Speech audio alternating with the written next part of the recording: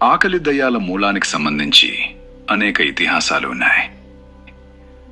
ఆకలి దయ్యాల ఆలోచన పురాతన భారతీయ సంస్కృతి నుండి ఉద్భవించి ఉండవచ్చు. అక్కడ వాటిని ప్రేట అని పిలుస్తారు. ఆకలితో ఉన్న దయ్యాలు 3వ శతాబ్దం ప్రారంభంలోని కథలలో కనిపిస్తాయి. ఒకసారి ప్రయాణంలో ఉన్న ఒక ధనవంతుడు చెరకు రసం అమ్ముతున్నాడు. ఒకరోజు ఒక సన్యాసి తన అనారోగ్యాన్ని నయం చేయటానికి కొంత రసం కోసం అతని ఇంటికి వచ్చాడు.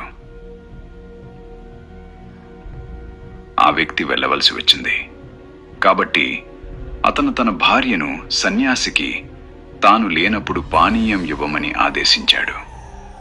ఇలా చేయటానికి బదులుగా ఆమె రహస్యంగా సన్యాసి గిన్నెలో మూత్ర విసర్జన చేసి దానికి చెరకు రసం కలిపి సన్యాసికి ఇచ్చింది. సన్యాసి మోసపోలేదు. అతను గిన్నెను పోసి వెళ్ళిపోయాడు. అలాంటి మరొక కథ ఏమిటంటే, దానగుణం కలిగిన దయగల వ్యక్తి. ఒకరోజు అతను తన ఇంటి నుండి బయలుదేరబోతుండగా ఒక సన్యాసి భిక్షాటన చేస్తూ వచ్చాడు. ఆ వ్యక్తి తన భార్యకు సన్యాసికి కొంత ఆహారం ఇవ్వమని ఆదేశించాడు. ఆ వ్యక్తి తన ఇంటి నుండి బయలుదేరిన తర్వాత అతని భార్య దురాశతో మునిగిపోయింది. సన్యాసికి గుణపాఠం నేర్పించే బాధ్యతను ఆమె తీసుకుంది.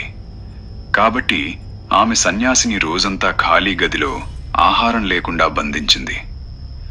ఆమె లెక్కలేనన్ని జీవితాల పాటు ఆకలితో ఉన్న దయ్యంగా పునర్జన్మ పొందింది.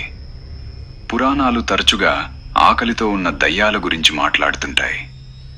గత జీవితంలో ఆహారం ఇవ్వడానికి నిరాకరించిన దురాశపరులైన స్త్రీలు, బౌద్ధ సంప్రదాయంలోని ఇతర కథలు, మౌద్గల్యాయనాన్ని ప్రశ్నించే దయ్యాలు ఈ విధంగా ఉద్భవించాయి.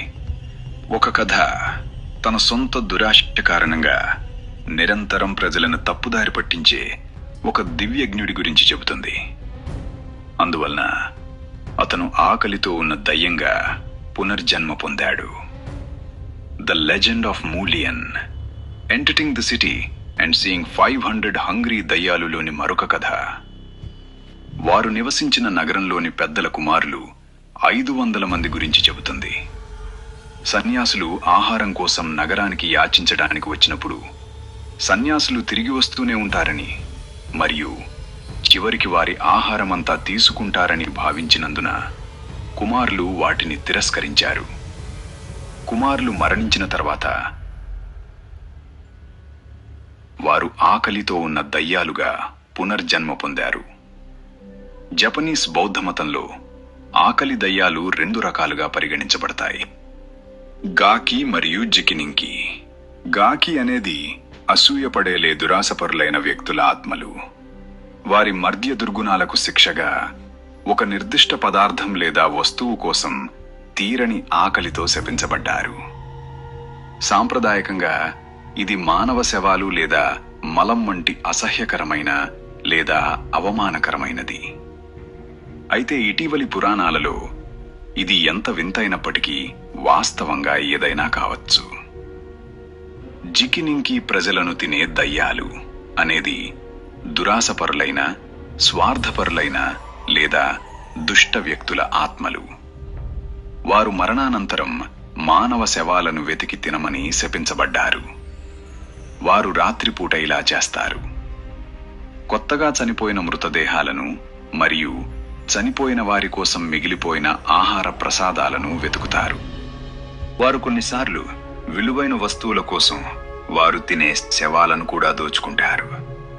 అయినప్పటికీ జికినింకి వారి పరిస్థితిని విచారిస్తారు మరియు చనిపోయిన మానవ మాంసం కోసం వారి అసహ్యకరమైన కోరికలను ద్వేషిస్తారు.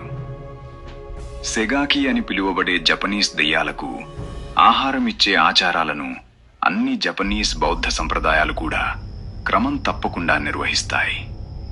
మొత్తానికి ఆకలి దెయ్యాలని అవాహాయించాలి అంటే ముందుగా 21 రోజులు ఎటువంటి శుభ్రత లేకుండా స్నానము ఆచరించకుండా ఉంది.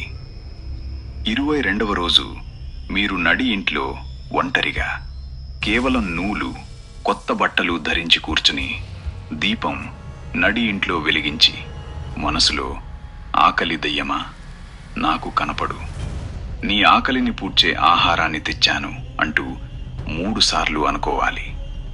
తర్వాత దీపాన్ని చేతితో ఆర్పివేయాలి.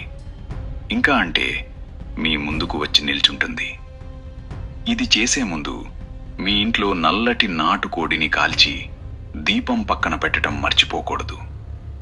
ఒకవేళ మర్చిపోతే ప్రాణాపాయమంట. మరి చూశారుగా, ఇలాంటి ఆసక్తికరమైన విషయాల గురించి తెలుసుకునేకి తప్పకుండా సబ్స్క్రైబ్ చేయండి గ్రహణం ఛానల్.